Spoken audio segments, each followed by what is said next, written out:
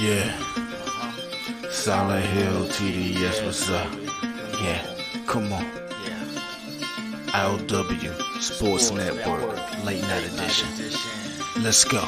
Come on. We about to raise the bar. Wild card mark. Everybody grab a seat, cause you know we about to spark. Late night sports talk. Modelo Le Cigar. Man, you don't wanna start. Wild card mark. We about to raise the bar. Wild card mark. Everybody grab a seat, cause you know we about to spark. Late night sports talk. Modelo Le Cigar. Man, you don't wanna start. Wild card mark. Hey. L Boogie with the hot flame, ashtray full of top names, little tree for your membrane. This the 9-hour time frame. I just snatched up a 6-pack, got my hands on a lid pack, whipping up a little batch of snacks. Yeah, man, I think I'm all set. Late night, can't sleep. Go ahead and just tap in. Better grab you a cold one, and we about to get some laps in. Wild card on the microphone, he'll hit you with a couple flurries. Y'all need to just strap in for some entertainment sports commentary. We about to raise the bar. Wild card bar. Everybody grab a seat, cause you know we about to spark. Late night sports talk. Modelo Le Cigar. Man, you don't wanna start. Wild card bar. We about to raise the bar. Wild card bar. Everybody grab a seat, cause you know we about to spark. Late night sports talk. Modelo Le Cigar. Man, you don't wanna start. Wild card bar. Hey. Wild card bar. Wild card bar. I.O.W. Late night sports. Wild card bar. Wild card bar. I.O.W. Late night sports. Wild card bar. Wild card bar. I.O.W. Late night sports. Wild card bar. Wild card bar. I.O.W. Late night sports. Hey. Give me a second, let me light up real quick. Ladies and gentlemen, boys and girls, people of all ages, welcome to the I.O.W. Sports Late Night Owl Edition, hosted by Mr. Modelo himself. You already know the name by now. You know what I'm saying? Wild Card Mar. You already know the vibe. Pull up, let's go. We about to raise the bar. Wild card bar. Yes, sir. Yes, sir. What's happening? I know. I'm on real color people time tonight. This is not my normal time. Gotta start. I'm about almost damn near 2.5 hours late. I don't care. It's my show. I can do what the hell I want. Sorry to my normal viewers that you might probably sleep, but hey, I am a late night owl. This, you know what happens. You know, I be on CP time. It is what it is. But we here. I got to make sure I drop this great content for y'all. We gonna talk some sports for sure. But before we do, hey, I always got to give a shout out to my guy, 40 Water, Silent Hill TDS.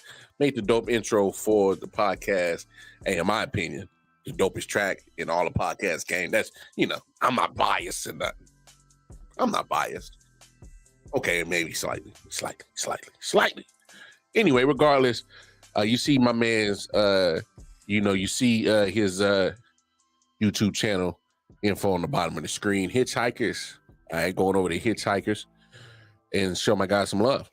Hey, local artists out there, Charlotte, North Carolina. That's like my brother from another mother. So shout out to my guy right there. And of course, while you're over there showing my guy some love on his YouTube channel, please, don't be shy. Don't everybody all at once go on over to YouTube and check out all of I.O.W. sports content.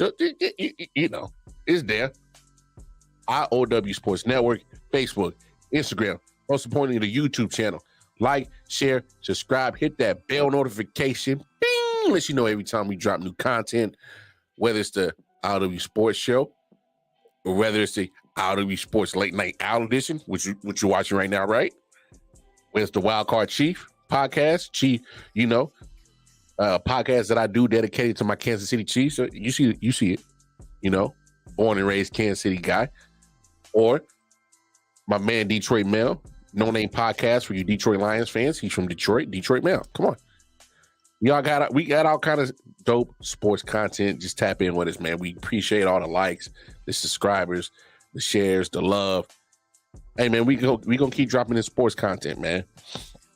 Hey, I'm just gonna go out on a limb.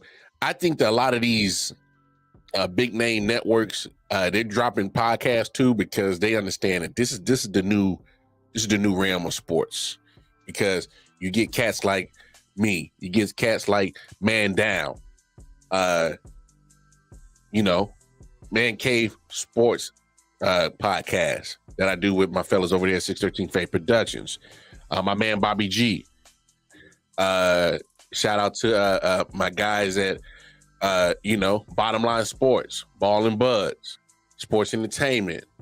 I mean, Let's Talk Sports, Sideline Sports. Even some dope Chiefs content creators that I know.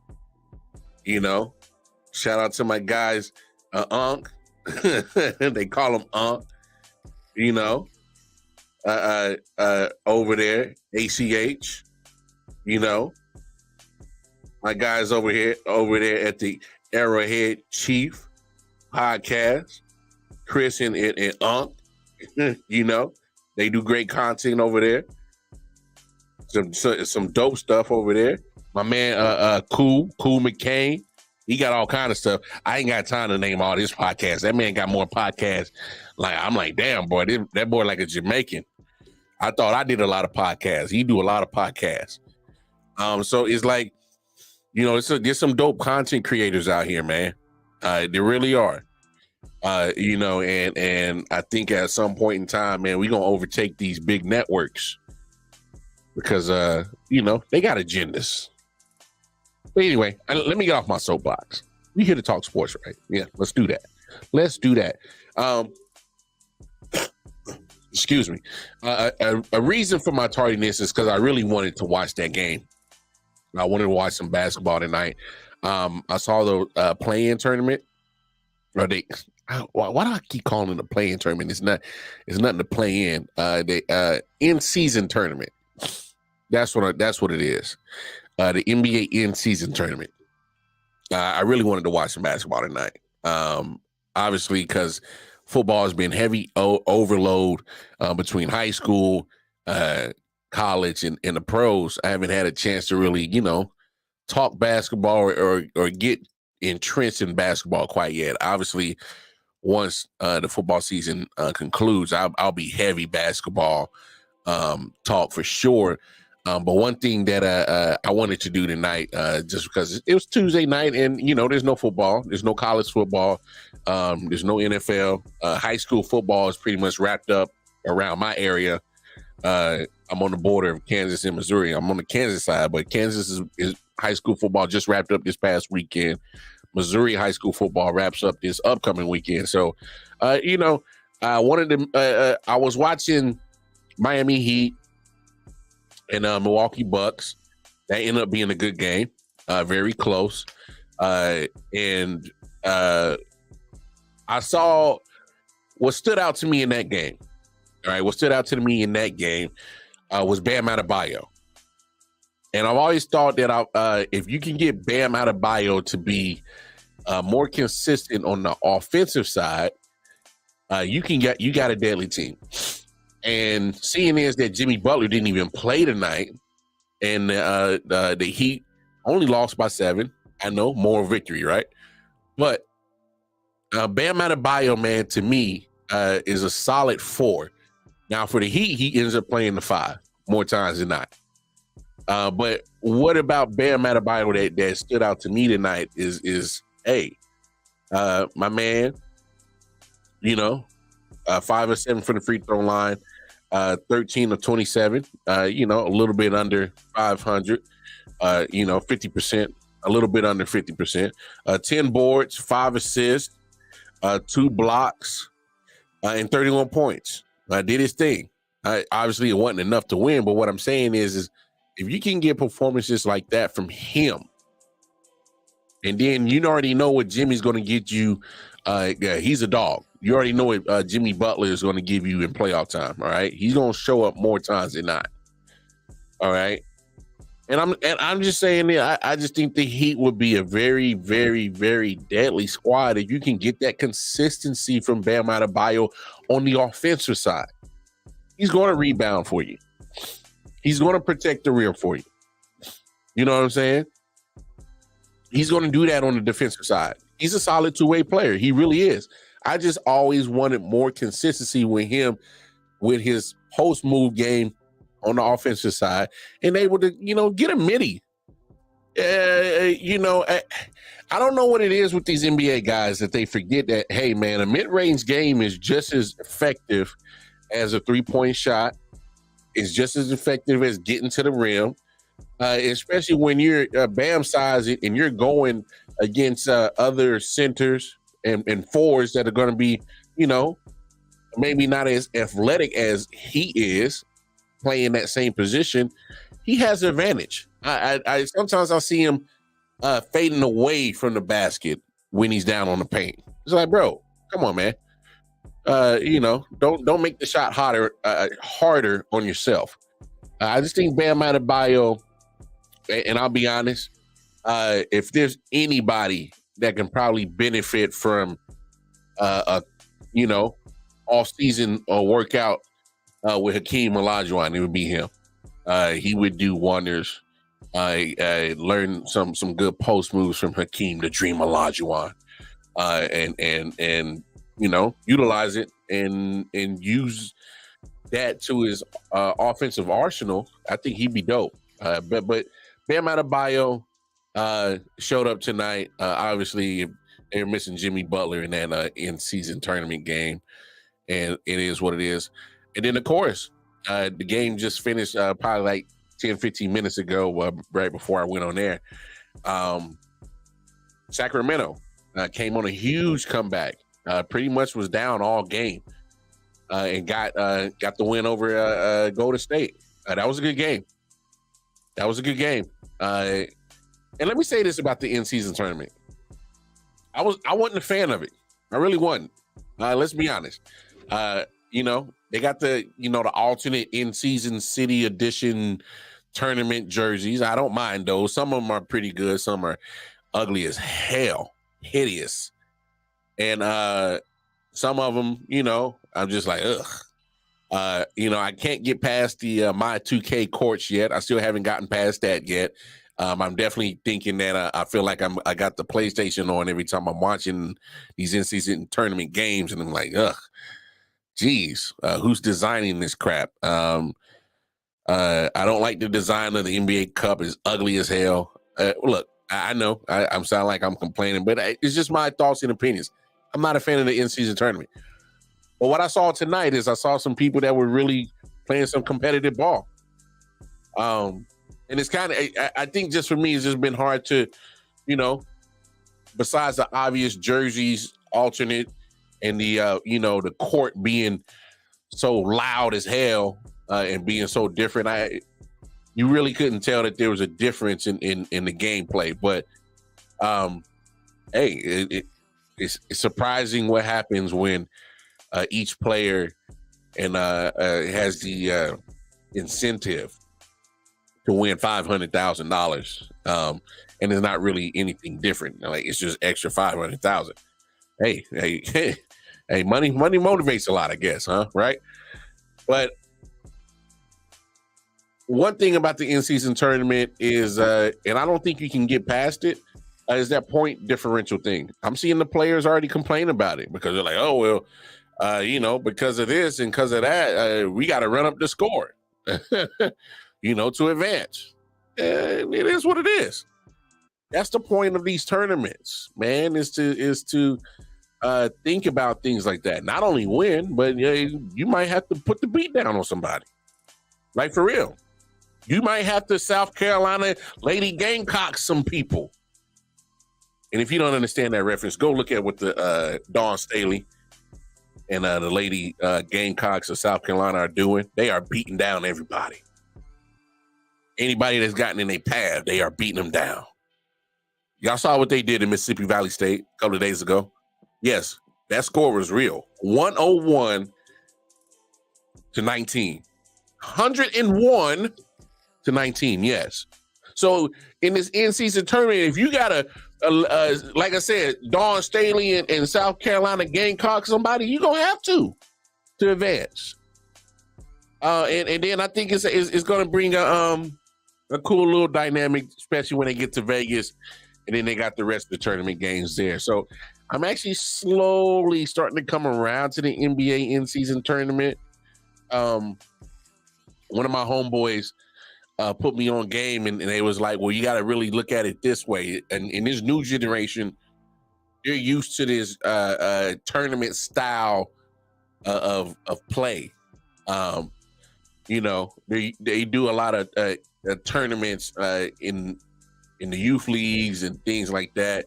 You know, group play and all that stuff, almost like it's similar to the World Cup with FIFA and soccer.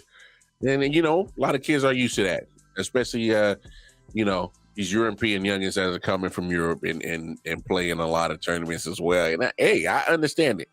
Whatever you got to do to draw, whatever you got to do to bring people in, whatever you got to do to try to grab more ratings, and try to intensify the, you know, the competitiveness in the basketball games. If that's what you got to do, so be it. Adam Silver's the commissioner for a reason. All right. Obviously, he knows more about it than I do. He's more qualified. Hey, it is what it is. Just make sure that that product's there. And so far, I can say in this in-season tournament, you can tell that some of the teams, you know, took it serious, and some of them just still like whatever. It's just another another game, because I mean, it's still part of your your schedule. It's still part of your schedule. So hey, you're still playing these same teams even if the tournament was there. But hey, it's growing on me. You know, I gotta admit, I wasn't a fan of the play-in tournament. It's slowly growing on me because you get competitive matchups for the most part, competitive games, and they play some meaningful basketball. So kind of growing on me. You know, I don't want to be a Scrooge and the old man in my old ways, but it is what it is. So I'm kind of digging that. But yeah, the Warriors and the Kings put on a good matchup. I can't wait to playoffs and see them go toe to toe for real. You can see that the Warriors are almost big broing, you know, the Kings. They're like, man, y'all little bros, y'all little bros. And you can kind of tell that when the Kings play the Warriors, they gonna go full effort because they'll be like, nah, we tired of getting big bro by y'all old geezers. Draymond's first game tonight, and of course, you know, he's got some antics again. Yeah, I'm so over Draymond, man.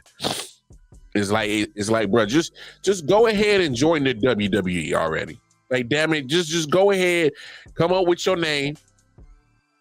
You know, Saginaw Dre, whatever, you know, Sag Nasty Dre.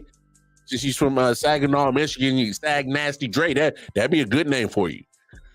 You know, put you in almost like a Hulk Hogan leotard in blue and yellow and Warriors colors. You know, have you run down to the ring like you Ultimate Warrior or some shit. I mean, because you fit in just fine with the WWE. It's just gonna be a matter of time before your ass end up there anyway. You fit perfect. But anyway, there's a couple of things I wanted to talk about, man. I was watching Pat McAfee, and for some reason, you know, they still the hoopla on Tuesday is Aaron Rodgers. You know, Tuesday time talk with Aaron Rodgers, and somehow, you know, they obviously got on the topic on if he wants to return, and I'm talking about return this year before the season is, before the season is up. And my thing is like, that's all fine and dandy that you want to talk about it, but like, how serious are you though?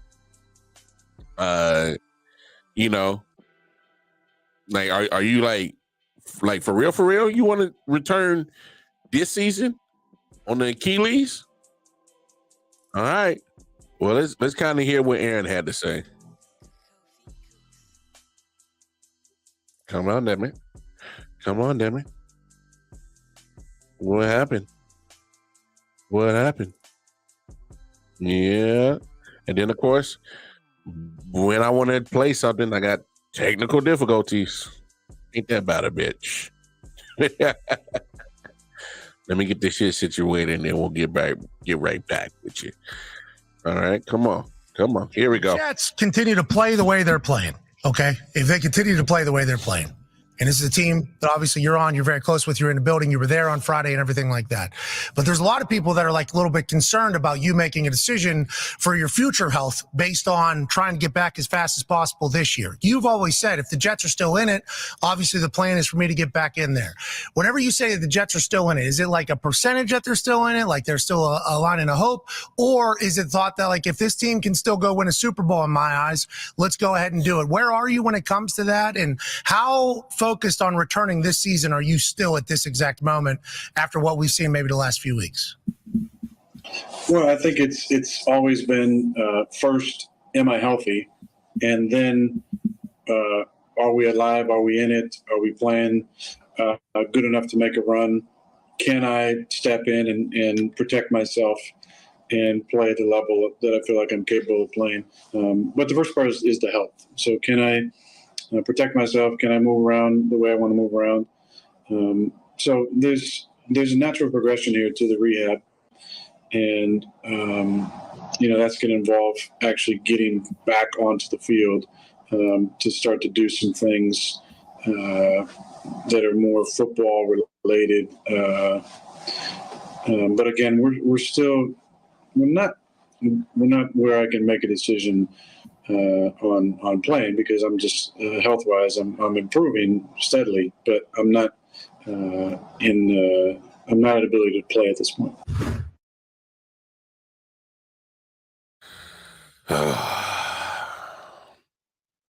Aaron Rodgers, let me talk to you, dog. Let me talk to you. Bruh, this is what you need to do. I think you better let it go.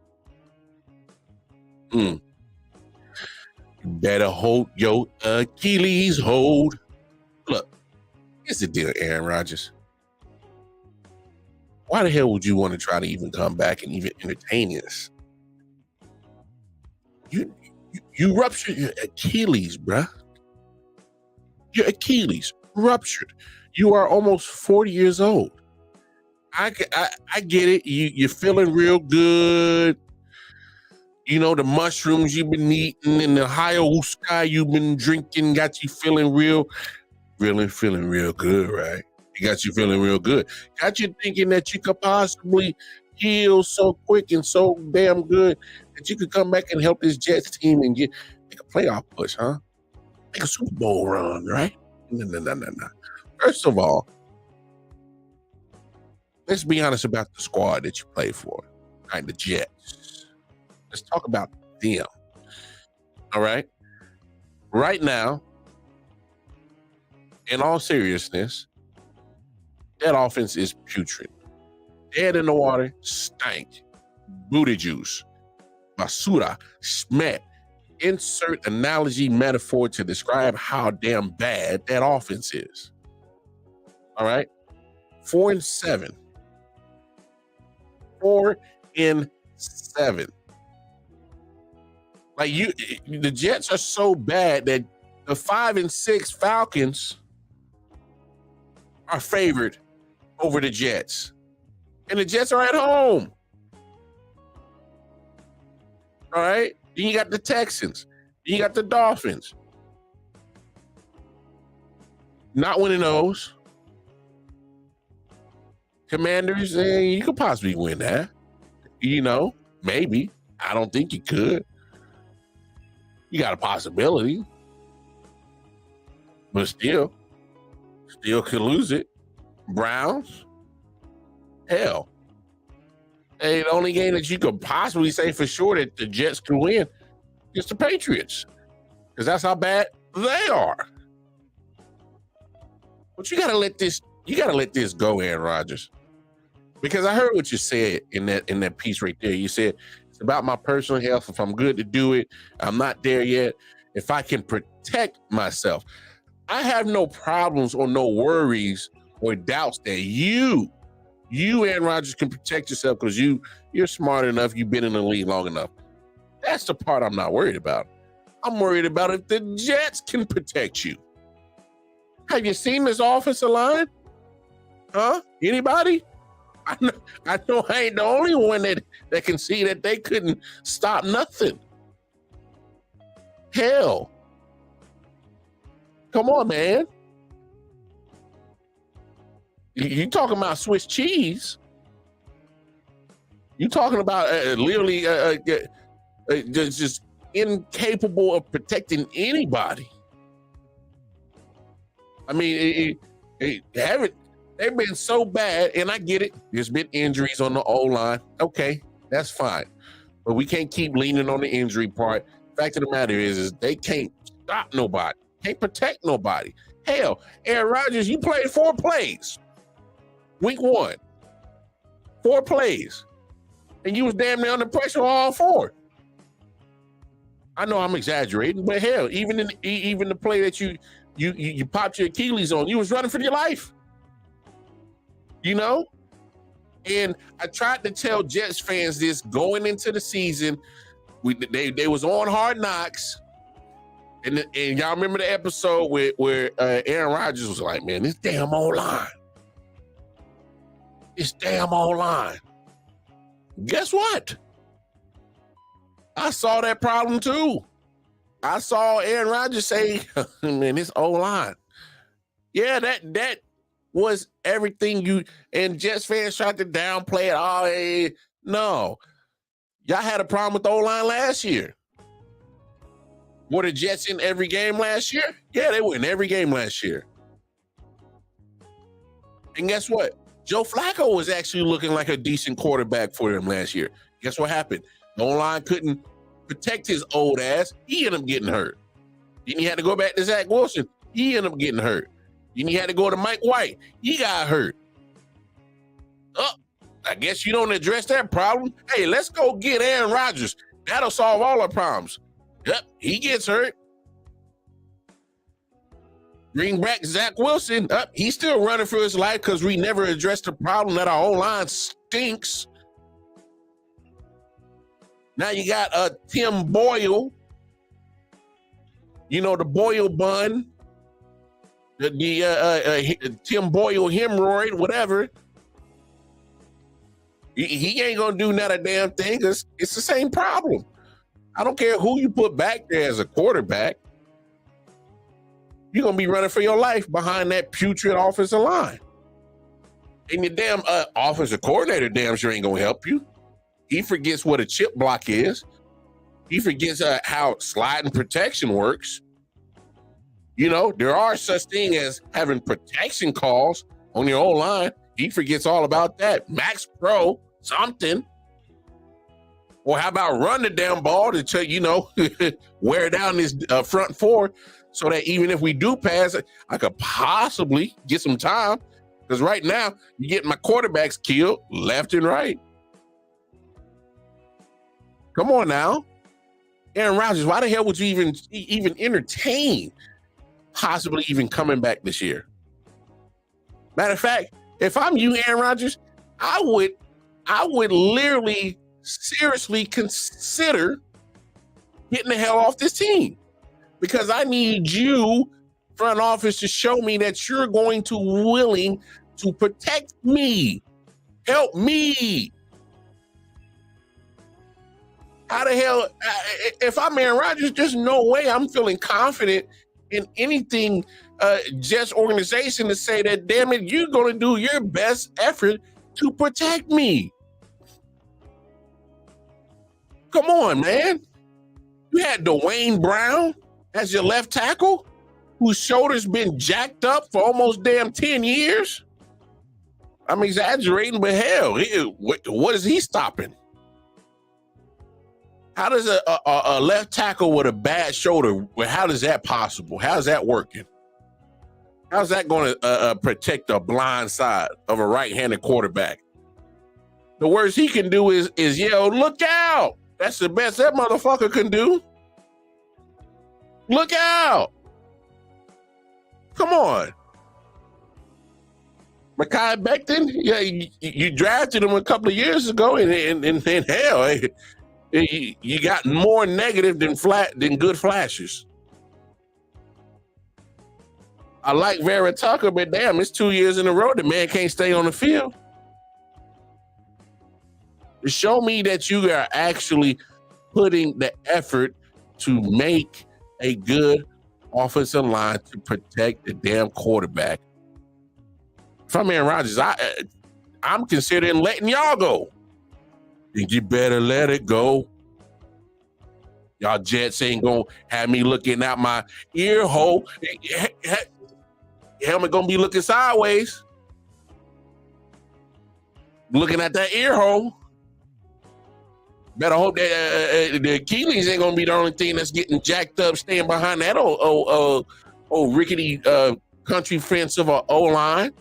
That shit is a danger to a quarterback's health. Hell, I got more faith in doing the orgy with Magic Johnson, Raw Dog, than having faith in the damn Jets O-line protecting me. Hell. Shitting me. Come on. Aaron Rodgers, stop entertaining this shit. Go back to your cave, eat your mushrooms, drink your high wooster, chill out. Just chill on Tuesdays with Pat McAfee. You know, do whatever the hell you do. Stop entertaining this. I want to come back. Don't even do it. It ain't even worth it. For what? Ain't nothing here for you. Ain't you putting your risk at health playing quarterback for the Jets this year. You are literally putting your health at risk playing for the Jets. Getting behind that offensive line is literally playing with your life, man. These dudes are gonna get you hurt. So I don't want to hear you on Pat McAfee next Tuesday. Hell, for the rest of this season, talking about, hey, man, I'm so close to coming. No. Chill out. Go find you a lady friend. You know. Listen to some Teddy Pendergrass, you know, and go have some fun. Enjoy your life. But let this shit go. Talking about you want to come back this season. Nah, bruh. That ain't it, Chief. Keep it pushing. All right. Anyway, speaking of football, I saw David Tepper, and if anybody saw the show last night, I kind of went in on David Tepper, and he deserves it. He kind of deserves it. Okay, he definitely deserves it. He definitely deserves it. But you know, he had his little press conference today.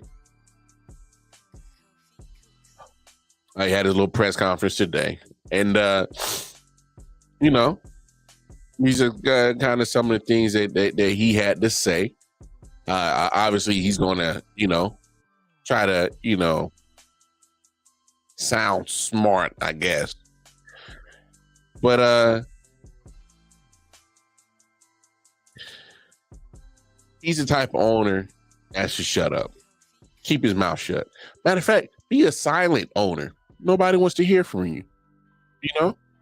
Stay out the cameras. Stay out the voice. This is what he had to say. Motions of the previous down. Yeah, of course. I'm having all type of technical difficulties tonight. Like, what the hell is going on? Like, Jesus Christ. They playing with me, man. Watching the Warriors lose and see that look on Draymond's face.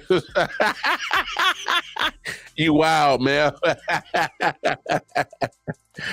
Hey man, he's a yeah. I saw it. That was a good game. But yeah, Draymond Wild, bro. He's something wrong with that man, dog. Something ain't right with this dude, for real. All right, come on, let's get this clip going. Here it is. When Matt was hired, you preached patience and it was kind of a year-over-year evaluation. Frank gets fired 11 weeks in. To what extent was that due to maybe a philosophical shift in how you view timelines for a rebuild or turnaround? Look, as I said, there are reasons for each individual situation. I think you guys, upon your own reflection into looking what happened through the season, can understand that. You're around town, for those that are around town, and can know the reasons. Again, I'm not going to get into that into those particulars, but I do have patience. I'm just not. My reputation away from this game is one for extreme patience. There's no reason why that doesn't, come here too. It does. Now, that patience comes with good performance and things that you want to see progress being made on different aspects. And as I said, I would like to have somebody here for 20, 30 years. I'd like to have somebody that would say eulogy at my funeral in 30 years. Okay, maybe it's 40 years, I hope. But that's what I'd like to have.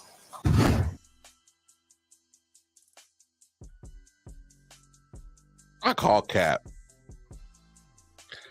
I can't believe this man just sit up here and told a bold-faced lie like that. Come on, David Tepper. Now, I like I said, I went in on you last night, so I'm gonna try to just cool it tonight.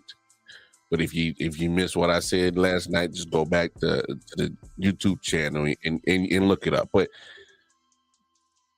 you can't say that you have patience, but you haven't been showing patience. Come on now. You can't say that. You just fired a guy his first year as the head coach of your organization and 11 games in, and you fired him. That's not having patience. No, let's be honest. You finally realized that Frank Reich wasn't the right coach for the job when everybody and their damn mama told you he wasn't the guy for that job.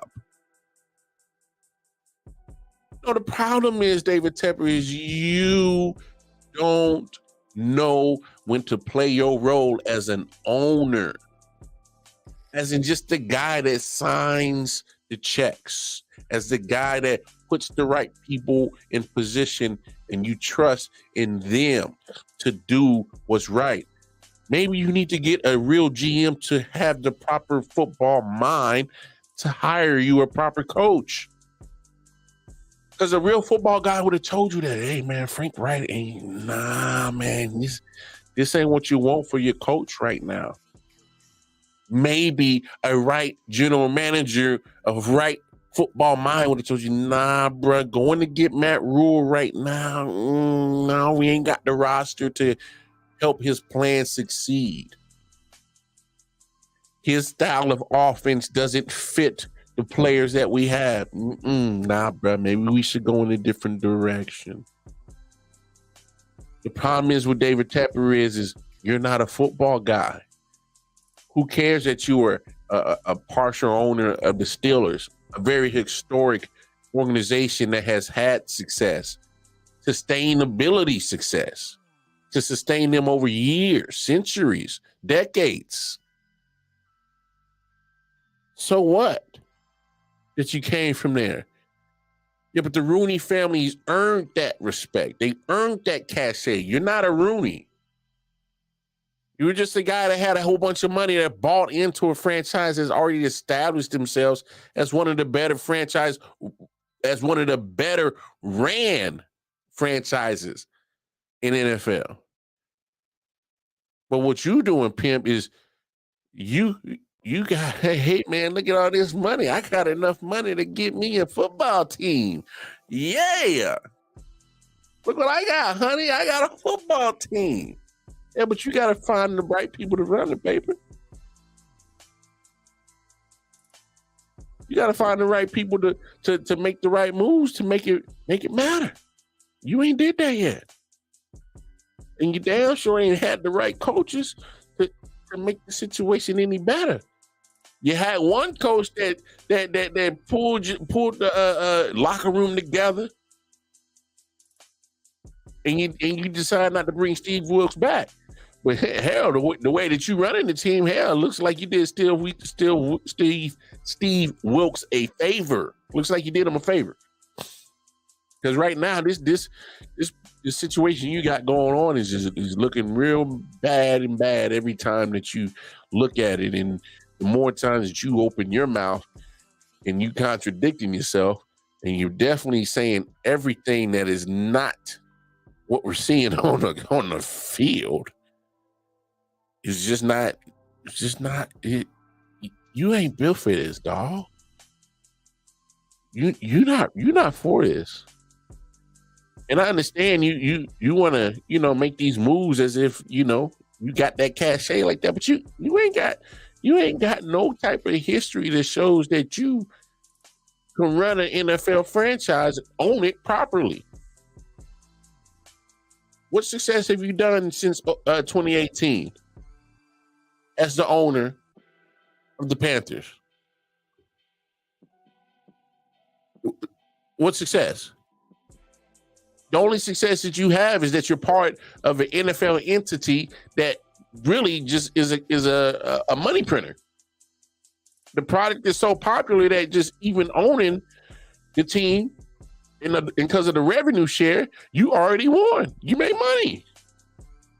You can literally go 0-17 and you're still turning over a profit because that's how popular in the revenue share amongst the owners is that damn big in the NFL. The pot's huge. We're talking about $24-25 billion a year. And that's just off a revenue share amongst 32 teams.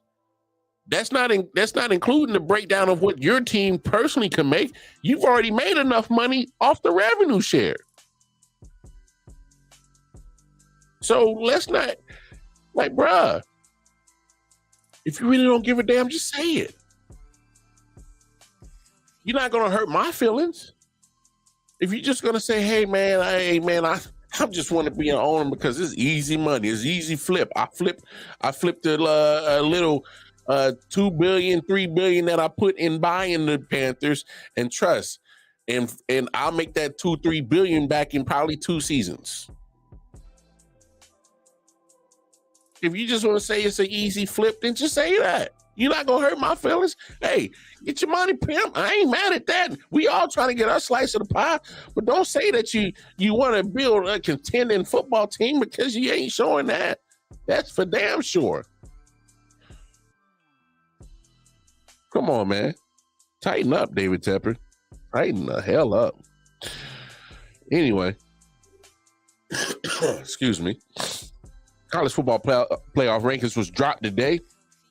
And to no surprise, Georgia, number 1, as they should be. 2-time reigning defending national champions.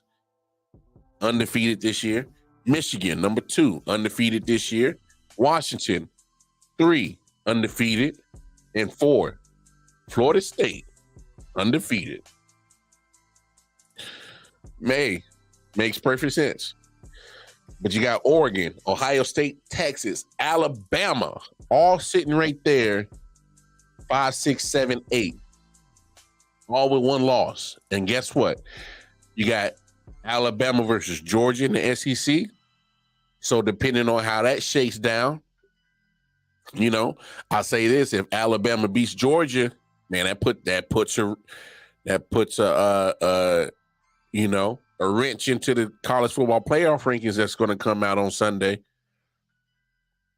If Alabama beats Georgia, that make both of them 1-loss teams. I think you still put both of them in. I just do.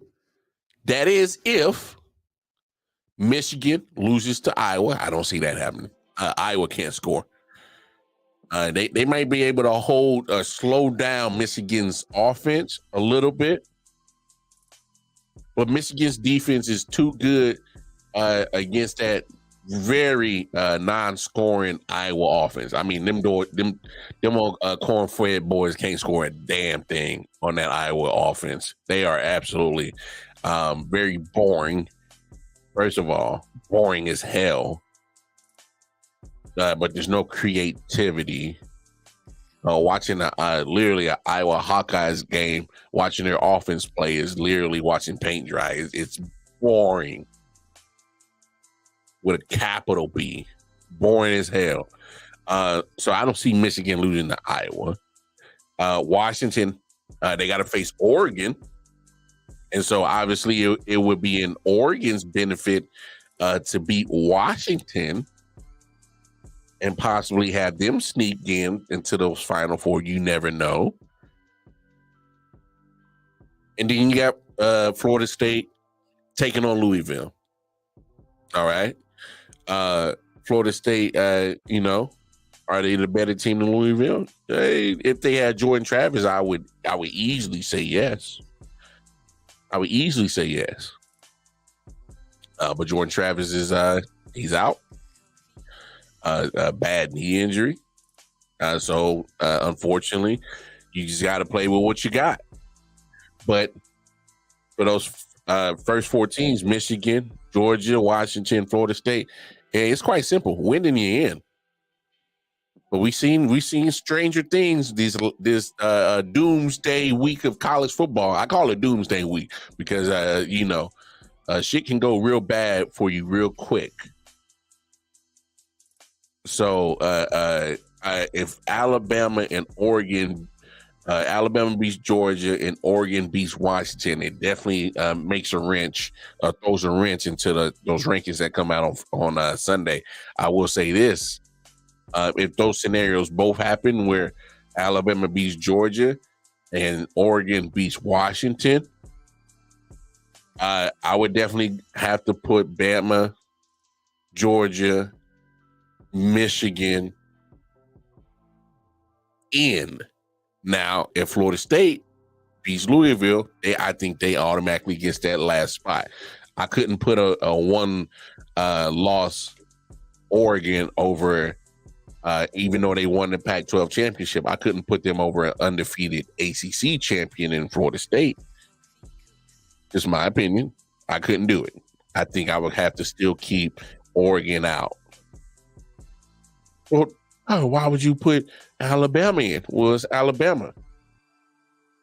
You talking about the better teams, right? Alabama, if you put up Alabama against Oregon, I think Alabama would smash the hell out of Oregon.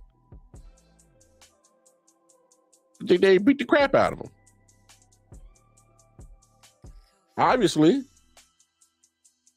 some people say, well, why would you not put Texas in there over Alabama? Didn't Texas beat Alabama? Okay, that's fine. We'll put Texas against Georgia. Georgia they would stomp them. So I would have to give a little bit more cachet to Alabama, because especially if they beat Georgia and become the SEC champions, I can't overlook that. That matters. That would definitely matter for me. So you got a lot of scenarios that's on the table this weekend, starting Friday, because Oregon and Washington play Friday night for the Pac-12. Then on Saturday, Texas plays Oklahoma State for the Big 12. Florida State plays Louisville for the ACC. Alabama versus Georgia for the SEC. Michigan faces Iowa for the Big 10.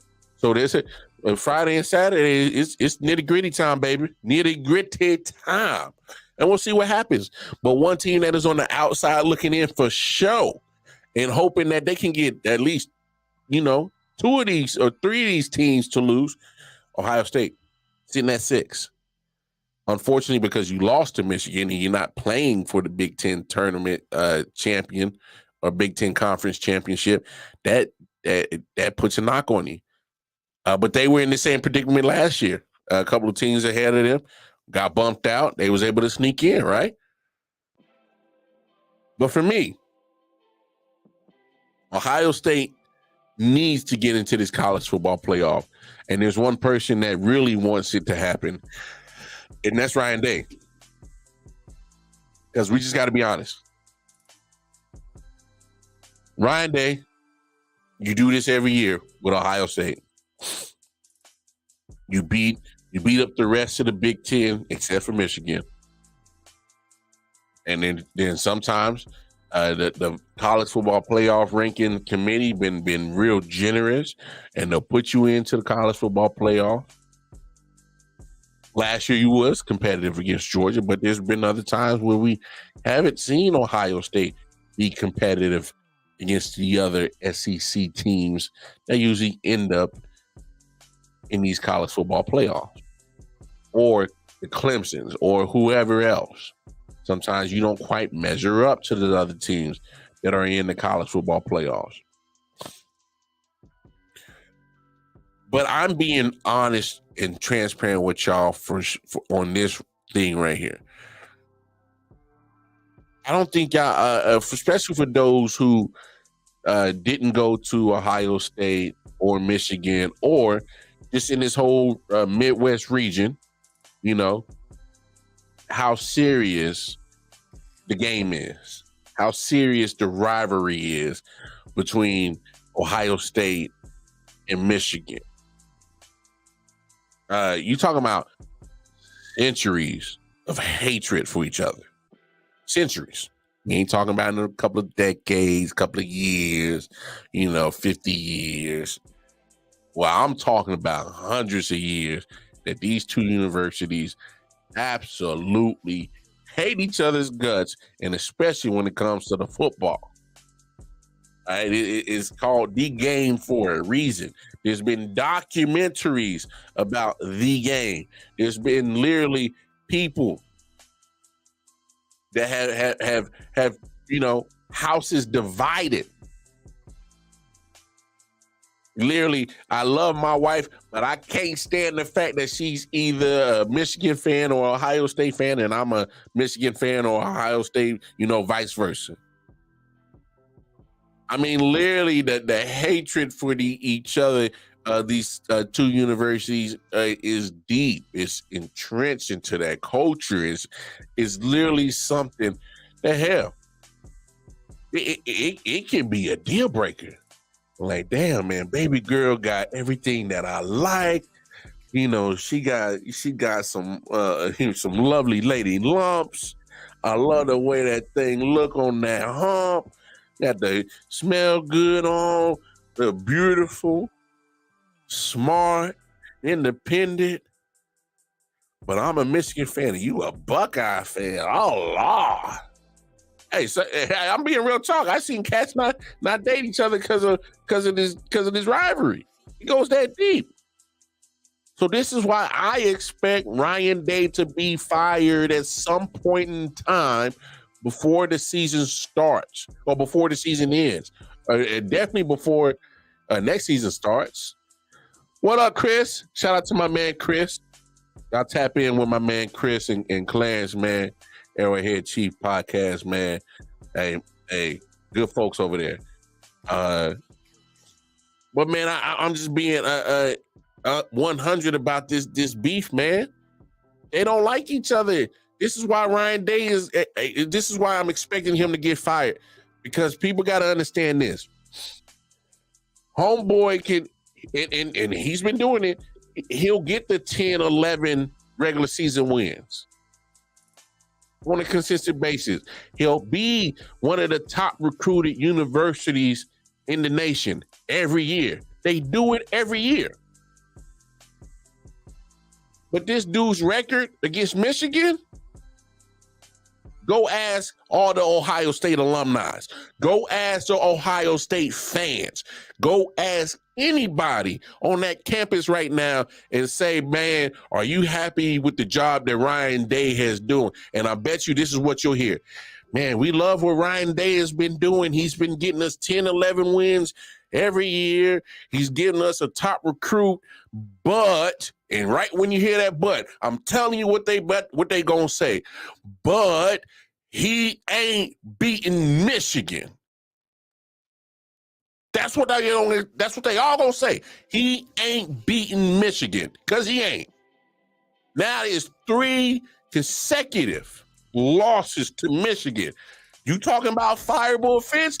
That is a fireable offense. That is a fireable offense. I need people to realize this. Jim Tressel was, he say what you want. He probably was doing some improper shit. Some of the stuff came out. What's his name?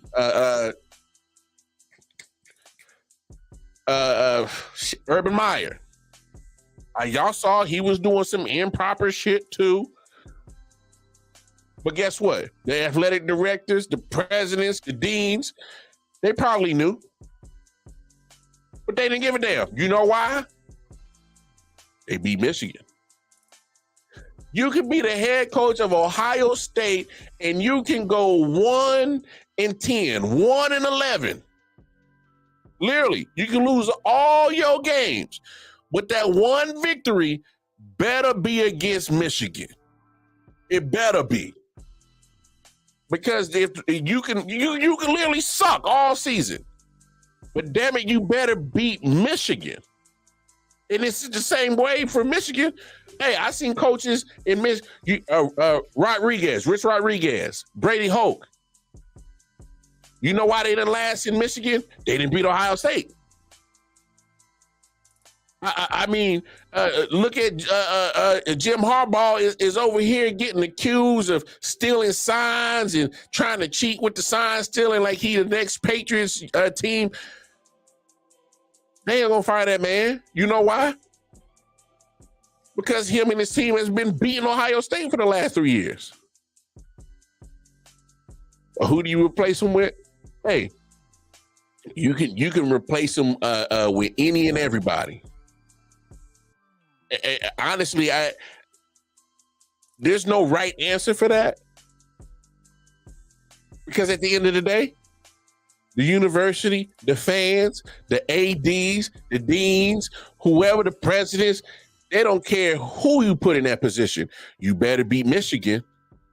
Now, realistically, I've seen some chatter. Don't be surprised they bring Urban Meyer back. Don't be surprised they bring Urban Meyer back. It's been a couple of years. He did his little bullshit job in Jacksonville, that trash job. He's been on the set of Fox talking college football for a couple of years. So a lot of the stuff of him and the other coach, whatever little situation that was, kind of died down a little bit.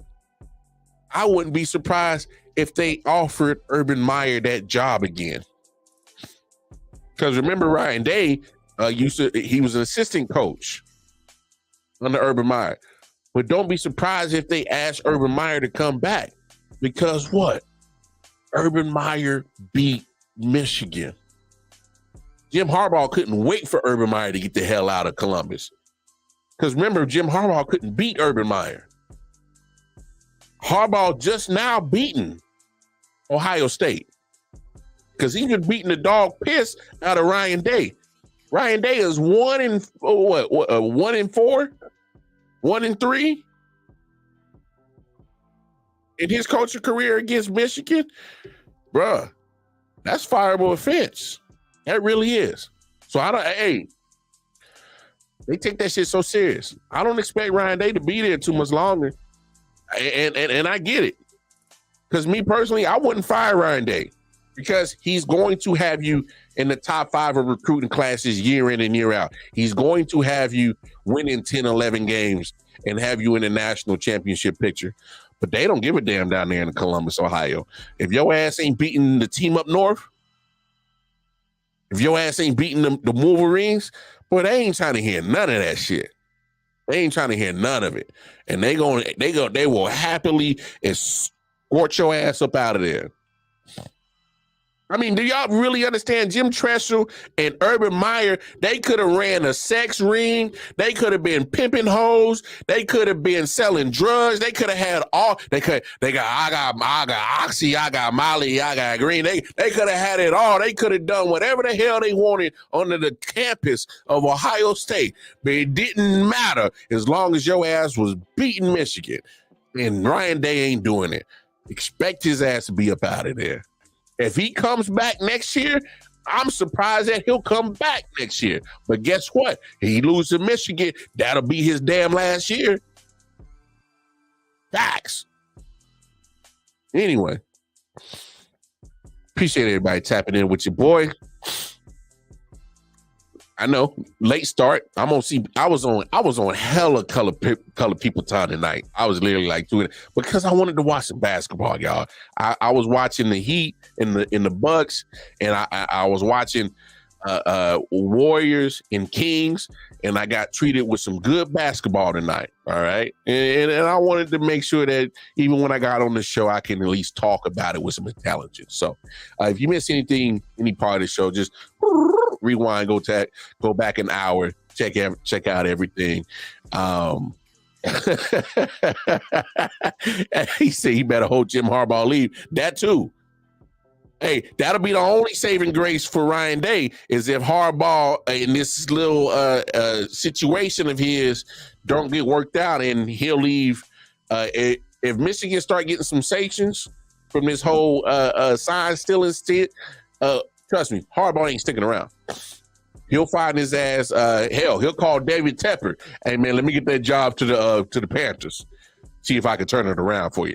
He'll find his ass back somewhere in the NFL. He'll find a team dumb enough to take him for real, because he ain't gonna stick around Michigan and start getting his scholarships reduced or bowl bans. He ain't gonna stick around. Trust, that's for sure. And we got to remember that was Big Ten and the University of Michigan that dropped that suspension on Jim Harbaugh. That wasn't NCAA. So I know he sat out the 3 games for the second time, but it ain't 100% done. NCAA can still come back and say, hey man, we gonna ban you on some bowl bans, reduce your scholarships. And right, the moment that happens, trust, is that we got breaking news. Harbaugh resigns as Michigan coach. He'll have his ass and take his khakis up out of there too. He gone. Come on, man. Harbaugh ain't gonna stick around. Anyway, y'all know where to find me, man. I.O.W Sports Network, Facebook, Instagram, YouTube. Like, share, subscribe. Hit that bell notification. I.O.W Sports 1 on the Twitter. Y'all want to chop it up with me personally on the Twitter, KC Wildcard Mar or Wildcard Mar on Facebook and Instagram. Man, I'm everywhere. But man, I'm gonna shut it down. I know because I was on. I was when I'm talking about. I was on real colored people time tonight. I'm talking about. I usually go on 11 p.m. Eastern Standard Time. I didn't jump on this thing till almost 1 in the morning. Eastern time on East Coast. So hey, it is what it is. What we about shit, man? Peace and love. We gonna come back tomorrow. All right, come back Wednesday, get over that hump, man. Y'all have a fantastic Wednesday. Peace and love.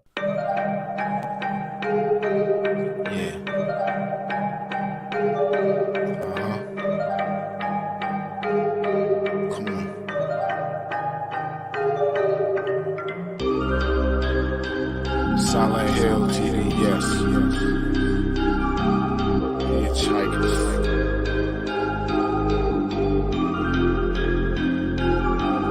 Yeah, smoking so much dope, I'm seeing traces. Visual lasers, know to cross the scene is dangerous. Aggressive like behavior, couple monsters for my neighbors. Resisting human nature, persistently getting greater. Bloodshed, leather terminated. Fire up the green, I need it. Increase of dopamine. Feel better, so I kill better. Doped up of cocaine.